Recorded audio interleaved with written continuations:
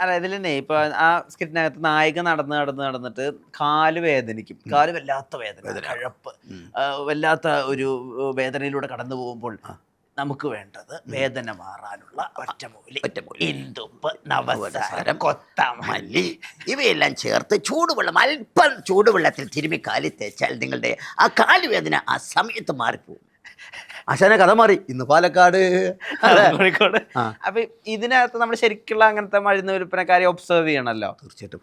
ഇത് മരട് ഒരു മരുന്ന് വിൽപ്പനക്കാരനുണ്ടായിരുന്നു, അദ്ദേഹത്തിൻ്റെ പേര് ഞാൻ മറന്നുപോയി. അദ്ദേഹത്തിൻ്റെ സ്റ്റൈലാണ് ഞാൻ അതിൽ എടുത്തത്. പണ്ട് ഞങ്ങളുടെയൊക്കെ നാട്ടിൽ ഇദ്ദേഹം ഇങ്ങനെ ചെറിയൊരു വണ്ടിയിൽ കൊണ്ടുവന്ന് ഇങ്ങനെ പ്രിയമുള്ളവരെ ഇന്ദുപ്പ് കലർന്ന ഈ മരുന്ന് എന്നൊക്കെ പറഞ്ഞാൽ അത് കേട്ടിട്ട് അതിനെ ഞാൻ ഇതിലേക്കൊന്ന് ആഡ് ചെയ്തതാണ്. ചുറ്റുവട്ടത്തുള്ള പല കാര്യങ്ങളും പല സ്കിറ്റുകളും പല ആർട്ടിസ്റ്റുകളും ഇതുപോലെ ആഡ് ചെയ്യാറുണ്ട്. പണ്ട് എന്നൊക്കെ പറഞ്ഞാൽ പല റെഫറൻസ് ഇപ്പോൾ ഗൂഗിളിലൊക്കെ അടിച്ചു നോക്കിയാൽ അല്ലെങ്കിൽ യൂട്യൂബിലൊക്കെ തന്നെ പല പല ആളുകളെ നമുക്ക് കാണാൻ പറ്റും, ഒന്ന് നേരിട്ട് പോയി കാണണ്ടായിരുന്നു. പക്ഷെ നിങ്ങളുടെ സ്കിറ്റിലെ പ്രത്യേകത പലപ്പോഴും നമ്മൾ നേരിട്ട് റിയൽ ലൈഫിൽ കാണുന്ന ആളുകളെയാണ് നിങ്ങൾ കഥാപാത്രങ്ങളായി കൊണ്ടുവന്നിരുന്നത്. അപ്പോൾ അവരെ കാണുമ്പോൾ അത് ആ സ്പോട്ടിൽ അത് എഴുതി വെക്കുകയോ നോട്ട് ചെയ്യുകയോ, അതിൻ്റെ ഒരു പ്രോസസ്സ് എങ്ങനെയായിരുന്നു? നോട്ട് ചെയ്യില്ല, നമ്മുടെ ഉള്ളിൽ അത് നിൽക്കും, മനസ്സിൽ നിൽക്കുമായിരുന്നു. ഇപ്പൊ അയ്യപ്പ ബൈജു എന്ന് പറയുന്ന കഥാപാത്രം അങ്കമാലി സ്റ്റാൻഡിന്റെ ഫ്രണ്ടിൽ കള്ളു കുടിച്ച് സ്ഥിരം നിൽക്കുന്ന ഒരു വ്യക്തിയാണ്.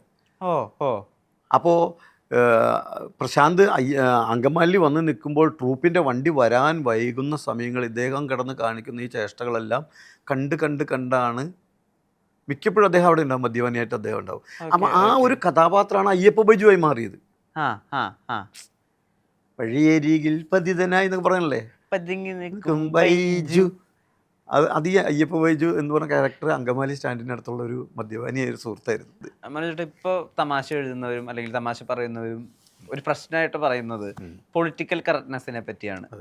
നമുക്കൊരു തമാശ പറയുന്ന നേരത്ത് നമ്മൾക്ക് ആളുകൾക്ക് വേദന ഉണ്ടാവരുത്, ആളുകളെ ബോഡി ഷെയിം ചെയ്യരുത് എന്നൊക്കെ. പക്ഷെ മനോജേട്ടൻ തന്നെ ഒരു കാലഘട്ടത്തിൽ മനോജേട്ടൻ്റെ സ്വയം നേരത്തെ ബേസ് ചെയ്തുകൊണ്ട് തമാശകൾ ഉണ്ടാക്കിയിട്ടുണ്ട്. അതൊക്കെ വലിയ ഹിറ്റുകളായിരുന്നു, നമ്മളെല്ലാവരും അത് കൈയടിച്ച് ചിരിച്ചിട്ടുമുണ്ട്. അതായത് മനോജേട്ടൻ സ്റ്റേജിലേക്ക് കയറി വരുമ്പോൾ തന്നെ സ്റ്റേജ് ഓപ്പറേറ്റേഴ്സിന് പറയും കുറച്ചുകൂടി ലൈറ്റ് കൂട്ടിയിട്ടുണ്ട്, ഞാനാ വരുന്നത് എന്നൊക്കെ. അതുപോലെ മനോജേട്ടനും ഓപ്പോസിറ്റുള്ള ആളും കൂടിയിട്ട് കറുപ്പിനെ ഏഴടക്കുക, പക്ഷേ ബാക്കി 93 വെളുപ്പിനാന്നുള്ള തമാശയൊക്കെ അന്ന് ഭയങ്കര ഹിറ്റായിരുന്നു. പക്ഷെ ഇന്ന് അങ്ങനത്തെ തമാശകൾ എഴുതാനോ പറയാനോ പറ്റില്ല. ചിലപ്പോൾ അതിന് റിയാക്ഷൻ വേറെ രീതിയിലായിരിക്കും. അതിനെപ്പറ്റി ബോധവാനാണോ, അല്ലെങ്കിൽ അതിനുവേണ്ടി മാറ്റുന്നുണ്ടോ? വളരെ ബോധവാനാണ്. ബോഡി ഷെയ്മിങ് എനിക്കൊന്നും ഞാൻ പറയാറുണ്ട്, നമ്മൾ ഓപ്പോസിറ്റ് നിൽക്കുന്ന ആളെ രണ്ടുപേര് ചേരുമ്പോഴാണ് ഗീവ് ആൻഡ് ടേക്ക് പോലെ ഇങ്ങോട്ട് ഒരു ചോദ്യം വരുമ്പോഴാണ് തമാശയായിട്ട് അത് പറയാൻ പറ്റും. ഒറ്റയ്ക്ക് നിന്ന് തമാശ സ്റ്റാൻഡപ്പ് പോലെ കുറച്ച് നേരം അതിന് പറ്റുള്ളൂ.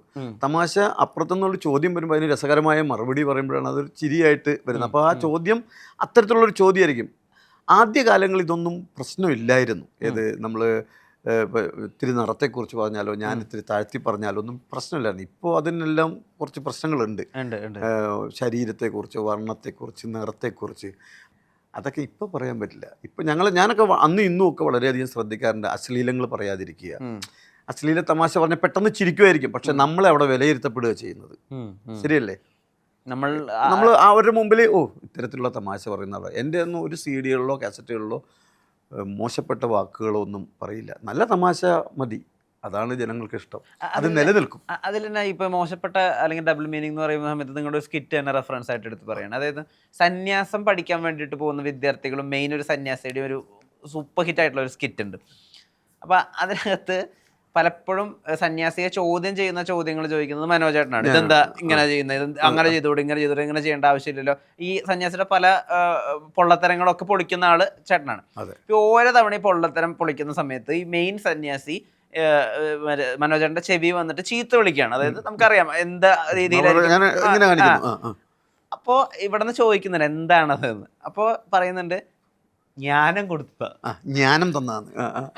ജ്ഞാനത്തിന് പകരം ജ്ഞാനം എന്ന് പറയുമ്പോൾ സന്യാസിമാർ സംസാരിക്കുന്ന ഭാഷയുമായി, എന്നാൽ അവിടെ വേറെ മനസ്സിലാവുന്നത് തെറിയാന്നെല്ലാവർക്കും മനസ്സിലാവുകയും ചെയ്യും.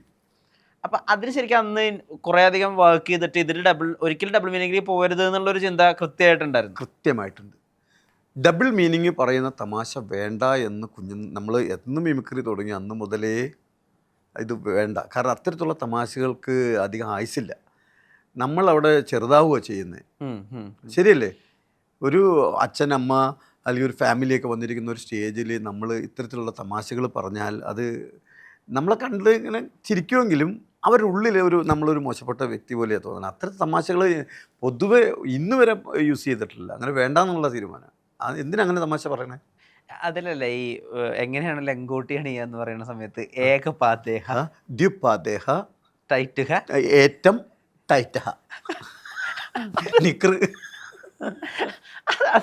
അതിന്റെ പിന്നെ ഇത് പറ എവിടെയും നർമ്മം കണ്ടെത്തുക. അപ്പം നമ്മൾ പ്രോഗ്രാം ചെയ്യുമ്പോൾ ഒരു ചാനൽ പ്രോഗ്രാം ആണെങ്കിൽ നമുക്ക് എഡിറ്റ് ചെയ്ത് നല്ലത് മാത്രം അടുപ്പിക്കാം. സ്റ്റേജിൽ നമ്മൾ തന്നെ എഡിറ്റേഴ്സാണ്. ഓക്കെ. നമ്മൾ എഡിറ്റ് ചെയ്ത് വൃത്തിയായിട്ട് ഇത് അവതരിപ്പിച്ചാൽ മാത്രമേ തമാശ വരുള്ളൂ.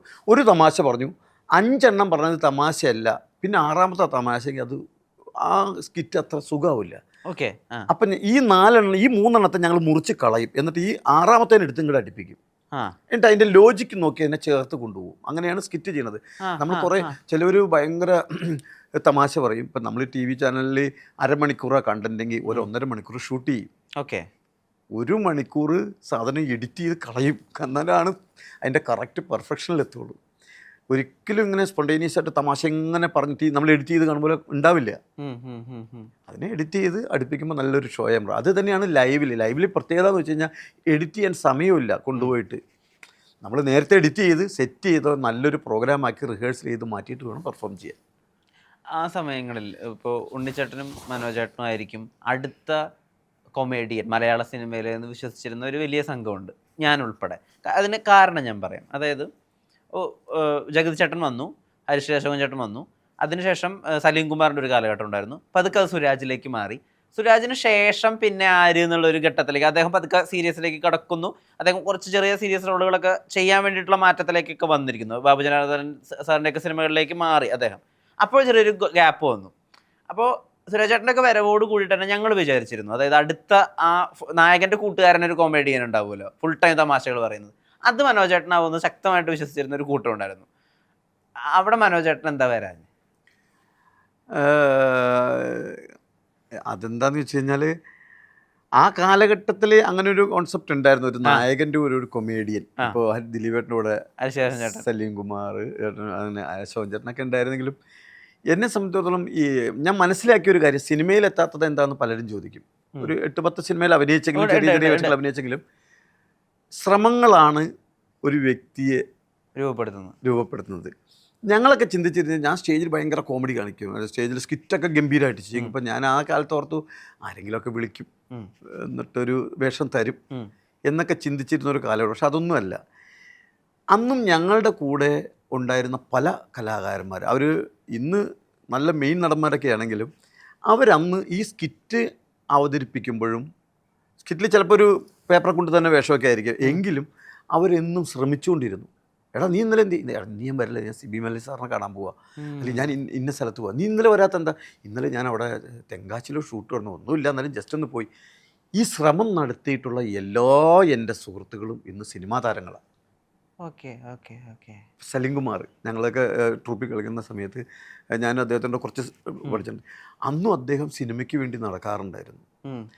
എൻ്റെയൊക്കെ ചിന്ത എന്താണെന്ന് വെച്ച് കഴിഞ്ഞാൽ, തമാശ പറയണ്ടല്ലോ, സ്റ്റേജിൽ നല്ല കോമഡി കളിക്കണ്ടല്ലോ, എന്നെ സിനിമയിൽ ഇവിടുന്ന് കൊണ്ടുപോകുന്ന പറഞ്ഞാൽ ഒരു മനുഷ്യനും കൊണ്ടുപോകില്ല. നമ്മൾ ശ്രമിക്കുക, സിനിമയ്ക്ക് വേണ്ടി ശ്രമിക്കുക.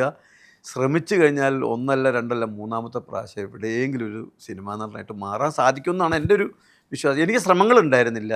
ഞാൻ കൂടുതലും സ്റ്റേജിനെ സ്നേഹിച്ചു. സ്റ്റേജിനെ സ്നേഹിക്കാൻ കാര്യം, വരുമാനം, ജീവിതം എന്ന് പറയുന്നത് ഈ സ്റ്റേജിലാണ്.